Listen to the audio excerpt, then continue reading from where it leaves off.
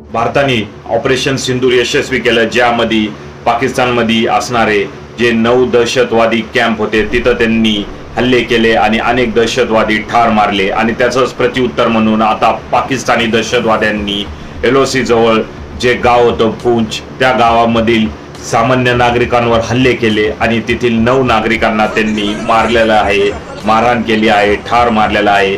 अतिशय निंदनीय हा प्रकार आहे। पाकिस्तानी दहशतवाद्यांकडून वारंवार भारतामधील काश्मीर बॉर्डरवरील जे सामान्य नागरिक आहेत त्यांनाच टार्गेट केलं जात आहे आणि त्यांनाच मारलं जात आहे। तुमच्या धमक नाही का?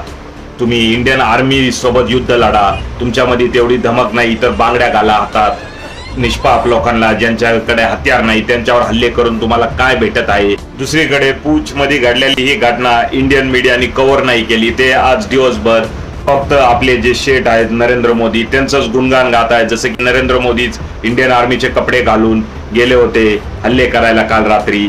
यांना मी एवढंच म्हणेल की ठीक आहे बाबा, नरेंद्र मोदी यांनी आदेश दिले असेल त्यांच्या सरकारने पाकिस्तानवर हल्ले करायचे, परंतु त्यांचं गुणगान एवढंही गात नका जाऊ की दुसरीकडे जे भारतातील निष्पाप लोकांवर जे हल्ले होत आहे त्याची बातमीही तुम्ही दाखवत नाही, जसं काही ही घटनाच घडली नाही। मोदी मीडियानो, ज्यावेळेस देश संकटामध्ये आहे त्यावेळेस तरी जागे व्हा, डोळे उघडा आणि ज्या बातम्या आहे वास्तवाशी निगडीत त्याच बातम्या दाखवा।